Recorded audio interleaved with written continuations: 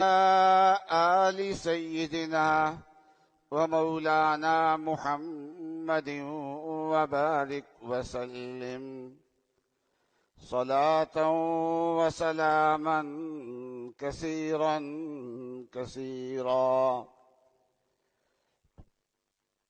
يا رب صل وسلم دائما أبدا على حبيبك خير الخلق كلهم. أما بعد فأعوذ بالله من الشيطان الرجيم. بسم الله الرحمن الرحيم. يا أيها الذين آمنوا قوا أنفسكم وأهليكم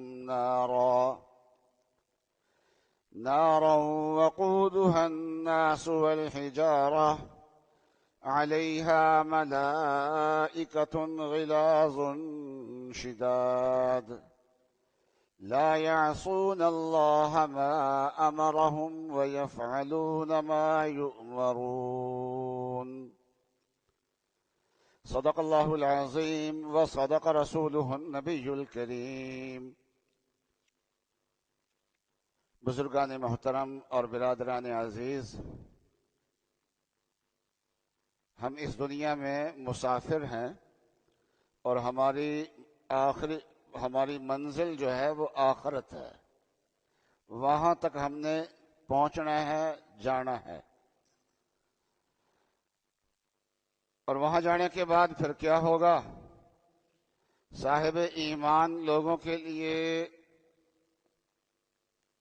جنت ہے، اور خدا نخواستہ اگر ایمان ساتھ نہ ہوا تو ہمیشہ کا عذاب ہے. حضرت ڈاکٹر عبدالحی صاحب عارفی رحمۃ اللہ علیہ فرماتے تھے ایک موقع پہ کہ سب سے بڑی نعمت ایمان ہے، اور ایمان کا صلہ عافیت دائمہ ہے. ہمیشہ کا آرام، ہمیشہ کی عافیت، یہ ایمان کا صلہ ہے. جب انسان ایمان لے آتا ہے تو اللہ تعالیٰ کو ماننے والے لوگوں میں شامل ہو جاتا ہے، وہ اللہ بڑا ہو جاتا ہے، اللہ کی جو جماعت ہے اس میں شامل ہوتا ہے. اولئک حزب اللہ، یہ اللہ کی جماعت ہے. اور ایک ہے اولئک حزب الشیطان، الا ان حزب الشیطان هم الخاسرون. شیطان کا جو گروہ ہے وہ خسارہ پانے والا ہے، اور جو اللہ کی جماعت ہے وہ فلاح پانے والی ہے. اولئک حزب اللہ الا ان حزب اللہ هم المفلحون، وہی کامیاب ہونے والے ہیں. تو اللہ تعالیٰ نے قرآن پاک میں کئی مقامات پہ جو حکم دیا ہے تو ایمان والوں کو مخاطب کر کے حکم دیا. یا ایھا الذین آمنوا کہہ کے حکم دیا ہے. تو یا ایھا الذین آمنوا کا مطلب کیا ہے؟ اللہ تعالیٰ فرما رہے ہیں او میرے ماننے والوں، او میری جماعت کے لوگوں، میری بات سنو. کہ اللہ آپ کی بات کیا ہے؟ فرمایا قوا انفسکم واہلیکم نارا، اپنے آپ کو بھی دوزخ کی آگ سے بچاؤ اور اپنے گھر والوں کو بھی دوزخ کی آگ سے بچاؤ. اور وہ دوزخ کی آگ جو ہے نا وہ معمولی آگ نہیں ہے. وقودها الناس والحجارہ، اس کا جو ایندھن ہے وہ انسان ہوں گے اور پتھر ہوں گے. اور اس دوزخ سے نکلنا انتہائی مشکل ہوگا، نکل ہی نہیں سکتا کوئی آدمی. علیہا ملائکۃ غلاظ شداد، اس کے اوپر جو مقرر کیے ہوئے فرشتے ہیں وہ سخت گو اور بڑے سخت معاملہ کرنے والے، اور اللہ کے حکم کی نافرمانی نہیں کرتے. جو اللہ کہیں گے وہی کرنا ہے انہوں نے. اندر سے دوزخی کتنا مرضی شور مچا لیں، منتیں کر لیں، کچھ کر لیں، وہ فرشتے ان کی بات نہیں سنیں گے. جو اللہ نے کہہ دیا ہے اس کی نافرمانی نہیں کرنی، جو اللہ نے کہہ دیا ہے اس کے مطابق انہوں نے کرنا ہے. اس دوزخ میں جانے کے بعد پھر چیخ و پکار کا کوئی فائدہ نہیں ہوگا. اس لیے اپنے آپ کو اور اپنے گھر والوں کو دوزخ کی آگ سے آج ہی بچا لو۔ دوزخ کی آگ سے بچانے کے لیے ہمیں کیا، تو دوزخ کی جو چیزیں ہیں، سب سے پہلی بات یہ ہے کہ اپنے ایمان کی حفاظت کرنی چاہیے۔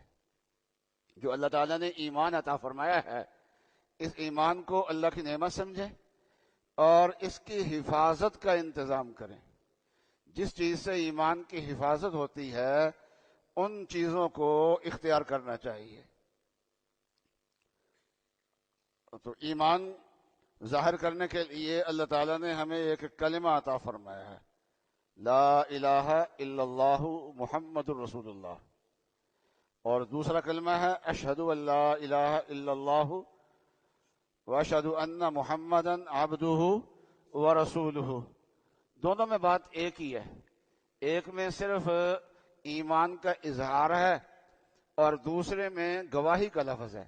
جب آدمی قسم کھا کے بات کہتا ہے اور گواہی دے کے بات کہتا ہے تو وہ بات پکی ہو جاتی ہے۔ تو ایمان کا اظہار کرنے کے لیے لا الہ الا اللہ کا کلمہ ہے۔ تو لا الہ الا اللہ کے کلمے کی کثرت انسان کو اپنی زندگی میں کرنی چاہیے، اس سے ایمان محفوظ ہوتا ہے، ایمان میں ترقی ہوگی۔ اور اللہ تعالیٰ کے ذکر بہت سارے ہیں، لا حول ولا قوت الا باللہ یہ بھی اللہ کا ذکر ہے، سبحان اللہ یہ بھی اللہ کا ذکر ہے، الحمدللہ یہ بھی اللہ کا ذکر ہے، اللہ اکبر یہ بھی اللہ کا ذکر ہے، لا الہ الا اللہ یہ بھی اللہ کا ذکر ہے۔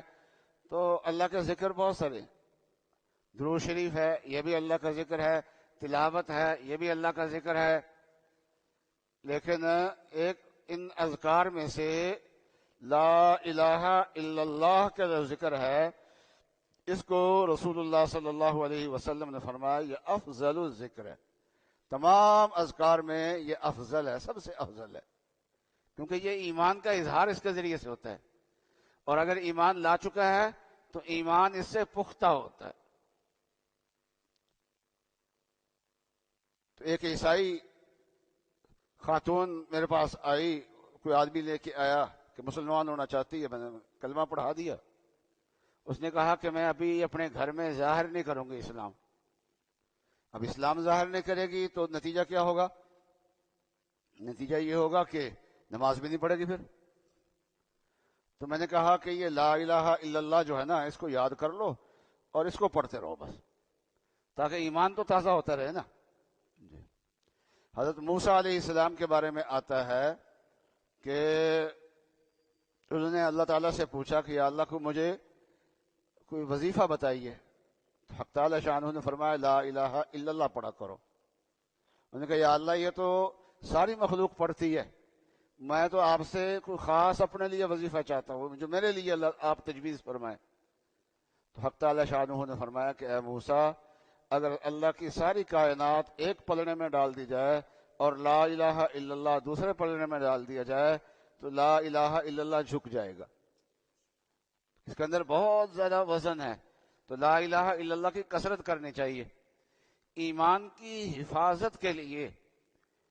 اس سے بھی بڑھ کے ایک تو ہے نا لا الہ الا اللہ کا ورد کریں، اور اس نیت سے کریں کہ مرتے وقت کلمہ نصیب ہو جائے، اس لیے کم از کم 2 تسبیح ہر روز لا الہ الا اللہ کی پڑھے، یہ کم از کم جو ہے نا۔ اور جب بطور وظیفے کے پڑھنا ہوتا ہے نا تو پورا کلمہ نہیں، لا الہ الا اللہ صرف اتنا ہوتا ہے، لا الہ الا اللہ، لا الہ الا اللہ، کہیں کہیں پھر درمیان میں محمد الرسول اللہ صلی اللہ علیہ وسلم یہ بھی ساتھ ساتھ ملاتا رہے، تو کلمہ شریف کا ورد کرتا رہے۔ اور اس سے بھی بڑھ کے ایک اور چیز ہے، وہ ہے کہ نماز کی پابندی کرے۔ بزرگوں نے فرمایا ہے کہ ایمان کی کوئی ظاہری شکل نہیں ہے، ایمان ایک معنوی چیز ہے جو دل میں ہوتا ہے اور اس کا اظہار زبان سے ہوتا ہے، بس۔ ایمان جو ہے نا وہ اصل میں اس کی مسافت تھوڑی سی ہے، دل میں وہ موجود ہوتا ہے، زبان سے اس کا اظہار ہوتا ہے۔ تو یہاں سے لے کے یہاں تک، یہاں سے لے کے یہاں تک بس، اس کی مسافت بہت تھوڑی ہے، اور وہ بھی معنوی چیز ہے. اس کو ظاہر کرنے کے لیے لا الہ الا اللہ پڑھا جاتا ہے. تو ایمان ظاہر کرنے کے لیے لا الہ الا اللہ ہوتا ہے. اور ایمان کی اگر کوئی عملی شکل دیکھنی ہو، کوئی صورت دیکھنی ہو، تو اس کی کوئی صورت ہے؟ تو حضرت عارفی رحمۃ اللہ علیہ فرماتے تھے کہ نماز یہ ایمان کی صورت مثالیہ ہے. نماز جو ہے یہ ایمان کی صورت مثالیہ ہے. یہ یعنی اگر کسی نے دیکھنا ہو نماز ایمان کیا چیز ہوتی ہے تو نماز کو دیکھ لے.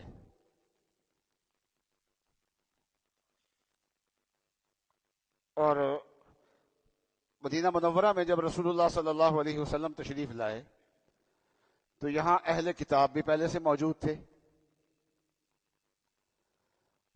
تو اہل کتاب کا جو قبلہ تھا وہ بیت المقدس تھا. تو حق تعالی شانہ نے رسول اللہ صلی اللہ علیہ وسلم کو بھی حکم دیا کہ آپ بیت المقدس کی طرف منہ کر کے نماز پڑھا کریں. تو کچھ عرصہ تو رسول اللہ صلی اللہ علیہ وسلم پڑھتے رہے، لیکن حضرت صلی اللہ علیہ وسلم کو بیت اللہ شریف سے، کعبے سے جو مکہ مکرمہ میں ہے، اس سے بڑی محبت تھی. اور یہ جانتے تھے کہ یہ جو بیت المقدس کی طرف منہ کر کے نماز پڑھنے کا حکم دیا گیا ہے یہ عارضی ہے، دوبارہ اللہ تعالیٰ وہی حکم دیں گے. اس لیے انتظار تھا کہ دوبارہ حکم کب آتا ہے. اور اس حد تک شوق تھا رسول اللہ صلی اللہ علیہ وسلم کو کہ انتظار کرتے تھے کہ کب وحی آتی ہے. اور وحی لے کے جبرائیل علیہ السلام آتے تھے تو آسمان سے آتے تھے، تو آسمان سے کی طرف آپ دیکھتے بھی تھے. تو آپ کی یہ ادا اللہ میاں کو اتنی پسند آئی کہ فرمایا قد نرا تقلب وجہک فی السماء. آپ نظریں اوپر اٹھا اٹھا کے دیکھ رہے ہیں کب آتی ہے وحی. تو اللہ میاں نے کہا کہ آپ کو جو قبلہ پسند ہے نا، ہم آپ کا منہ ادھر کر دیں گے. فَلَنُوَلِّيَنَّكَ قِبْلَةً تَرْضَاهَا. پھر ساری کہا فَوَلِّ وَجْهَكَ شَطْرَ الْمَسْجِدِ الْحَرَامِ. لو اب منہ بیت المقدس کی طرف کر لو. بیت المقدس کی طرف منہ ہو گیا. تو صحابہ نے بھی حضرت صلی اللہ علیہ وسلم کا شوق دیکھا ہوا تھا. تو اس سے صحابہ یہ سمجھے کہ کعبہ شریف کی طرف، بیت اللہ شریف کی طرف منہ کر کے جو نماز پڑھنا ہے وہ افضل ہے. اس لیے تو رسول اللہ صلی اللہ علیہ وسلم کو شوق تھا نا. اصل قبلہ تو وہی ہے. تو جو یہ 16 مہینے 17 مہینے جو بیت المقدس کی طرف منہ کر کے نماز پڑھی ہے، تو اس نماز کا تو اجر نہیں ملے گا. وہ جو بیت اللہ کی طرف منہ کر کے نماز پڑھنے کا ملنا ہے، اس نماز کا اجر تو کم ہوگا. یہ صحابہ کو فکر تھا. تو اللہ تعالیٰ نے فرمایا وَمَا كَانَ اللَّهُ لِيُضِيعَ إِيمَانَكُمْ. اللہ میاں تمہارے ایمان کو ضائع نہیں کریں گے. تو صحابہ کو جو مسئلہ درپیش تھا وہ ایمان کا نہیں تھا، نماز کا تھا. لیکن یہاں اللہ تعالیٰ نے نماز کا نام کیا رکھا جی؟ ایمان رکھا ہے. تو اس لیے ایک تو یہ ہے، تو ایمان کی حفاظت کرنی چاہیے. دوسرا، معاصی سے اپنے آپ کو بچانا چاہیے. اور کچھ معاصی ایسے ہوتے ہیں جو بہت زہریلے ہوتے ہیں، جیسے جھوٹ بولنا، بہت ظلم کرنا. تو ان ایسے گناہ جو انسان کے ایمان کو خراب کرنے کا ذریعہ بن سکتے ہیں خصوصیت سے، ان گناہوں سے اپنے آپ کو بچانا چاہیے. تیسری چیز جو ہے وہ ہے بری صحبت سے بچنا. اپنے آپ کو بری صحبت سے بچاؤ. جب انسان بری صحبت میں رہتا ہے تو ان والی عادت اختیار کر لیتا ہے. انسان اپنی عادتیں بدلنا چاہے نا تو بڑا مشکل کام ہے.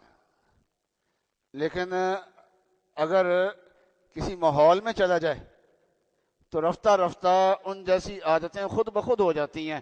اس میں ذرا غور و فکر کرنے کی بھی انسان کو ضرورت پیش نہیں آتی. اور بری صحبتیں بہت ساری ہیں. ان بری صحبتوں سے اپنے آپ کو بھی بچانا چاہیے اور اپنے گھر والوں پہ بھی نظر رکھنی چاہیے کہ کیسی بری صحبت میں تو نہیں جا رہے۔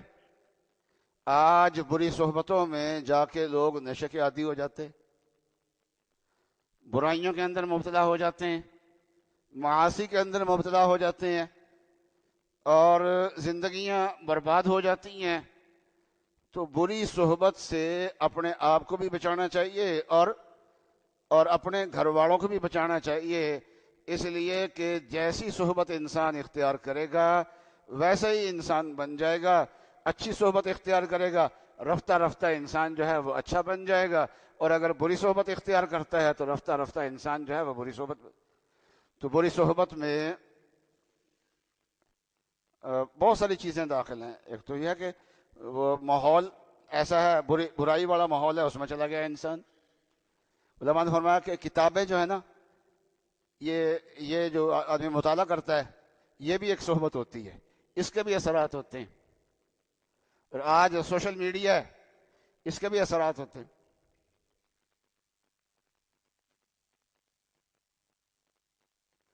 اور اس طریقے سے ٹی وی چینل ہوتا ہے، اس کے بھی اثرات ہوتے ہیں۔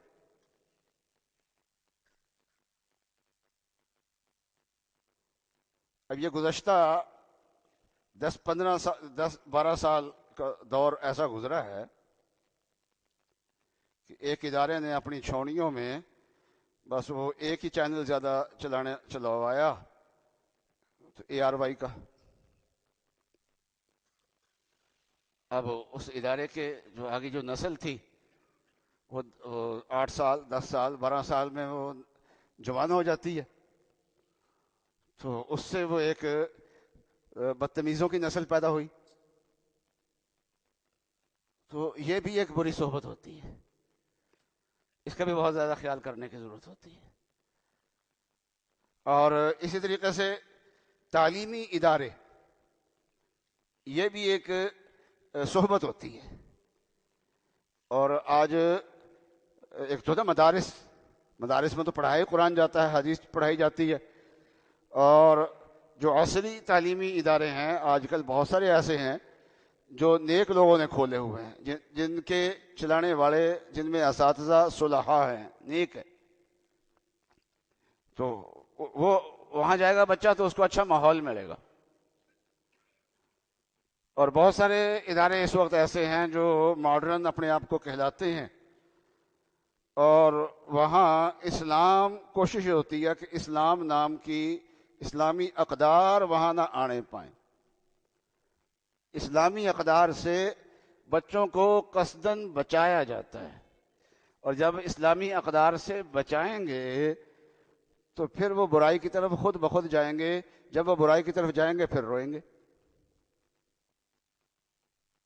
اب اسلام آباد کی ایک یونیورسٹی ہے، اور اس یونیورسٹی کو پاکستان کی یونیورسٹیوں میں بڑی اچھی یونیورسٹی سمجھا جاتا ہے، اور اس کی صورتحال یہ ہے کہ وہاں کی یعنی یہ حکومتی رپورٹ ہے، جو گزشتہ حکومت تھی نا اس کی ایک رپورٹ تھی،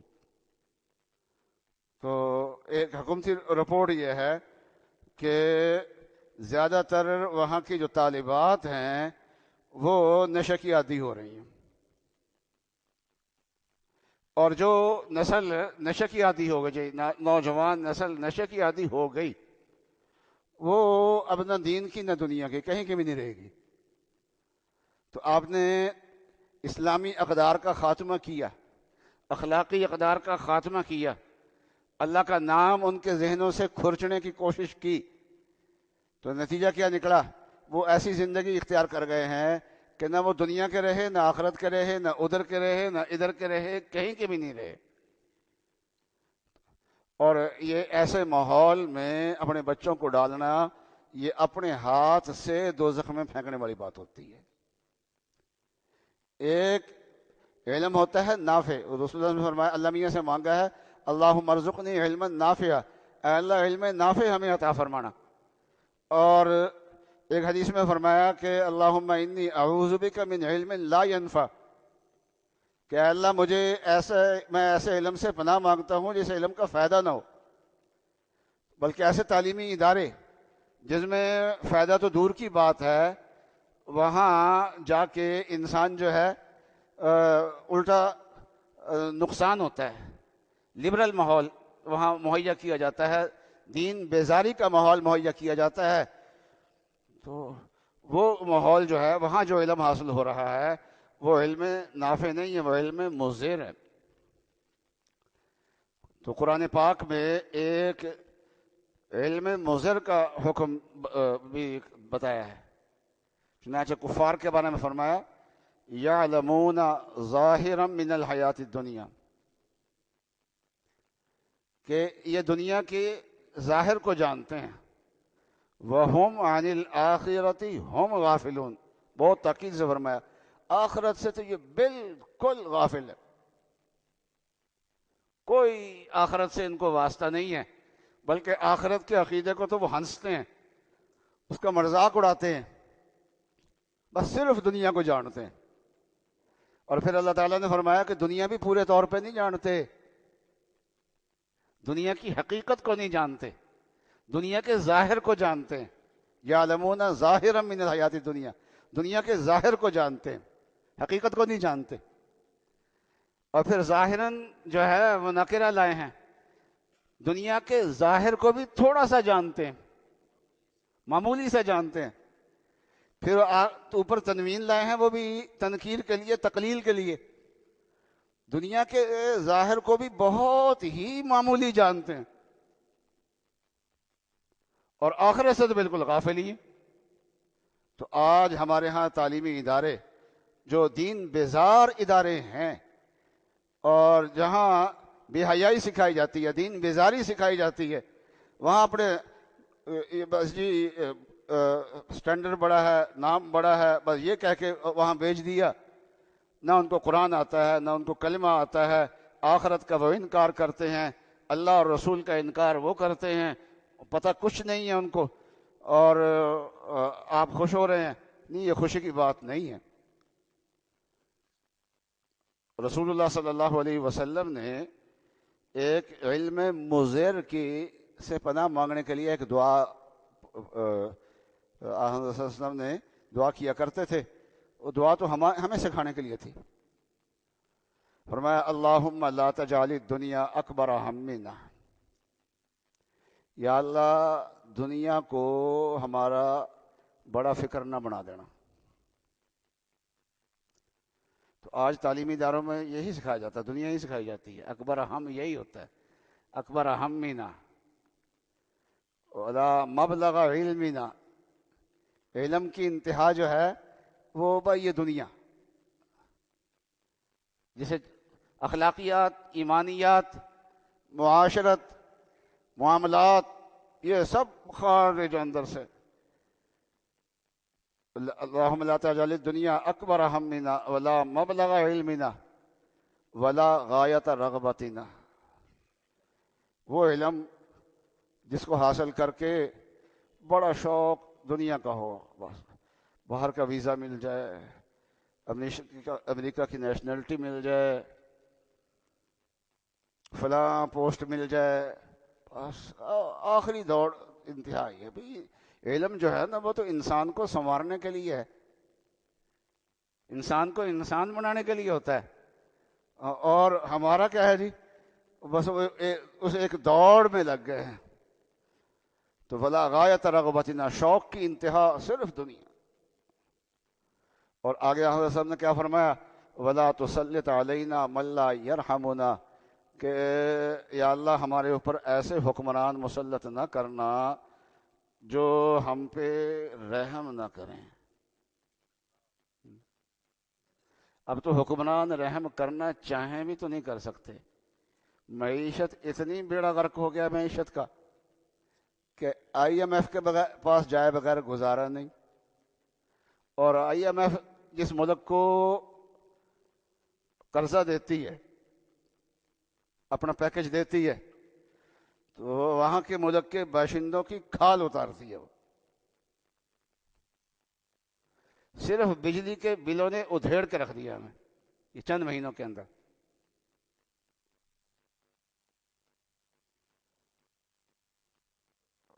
اور ہوش اب اڑا دیے ہیں بجلی کے بلوں نے. تو ایسے حکمران، ان حکمرانوں کے بھی آگے حکمران ہیں. یہ بیچارے ہمارے حکمران تو بے بس ہیں، ان کے اوپر تو IMF والے ہیں، امریکہ والے ہیں.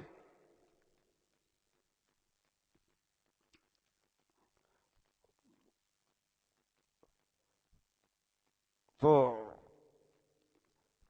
ان کو تو عوام پہ کوئی رحم نہیں آئے گا. پھر IMF تو یہ ایک مالیاتی ادارہ ہے نا، سود خور ادارہ. سود خور جو ہوتا ہے نا، یہ انتہائی بے رحم ہوتا ہے،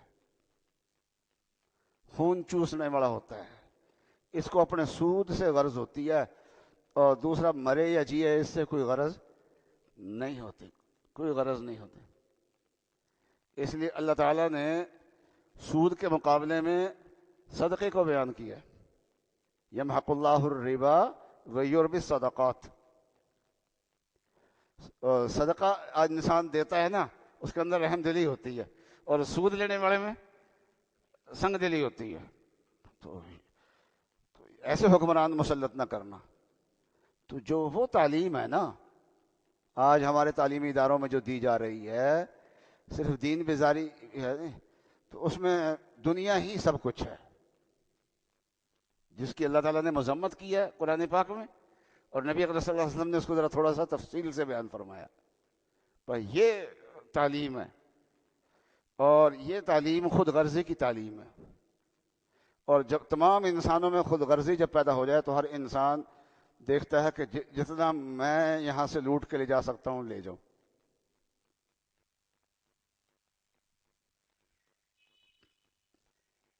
تو آپ سائیں بزدار جیسا آدمی بٹھا دیں لا کے، وہ بھی جتنا ہو سکے گا لوٹ کے لے جائے گا وہاں سے. تو آج کل جو ہماری سیاسی جماعتیں ہیں، یہ بھی پڑی ہوئے ایسے اداروں سے ہی ہیں، ان کا بھی غایت رغبت وہ دنیا ہی ہے. جی. اور اتنا لوٹ چکے ہوتے ہیں کہ 7 نسلوں تک کچھ بھی نہ کمائیں تو آرام سے کھا سکتے ہیں، لیکن مزید لوٹنے کی فکر میں ہوتے ہیں کہ کیسے لوٹنا ہے. جی. اچھا. اور لوٹنے والے جو ہوتے ہیں نا ایک دوسرے سے بڑھ کے ہوتے ہیں. جو نیا لوٹنے والا آتا ہے نا وہ پیچھے والوں کو لٹیرا کہتا ہے، چور کہتا ہے، ڈاکو کہتا ہے، شور مچاتا ہے، خود لوٹتا جاتا ہے. خود لوٹتا جاتا ہے. ہاں، وہ پہلے سے بھی زیادہ لوٹتا جاتا ہے.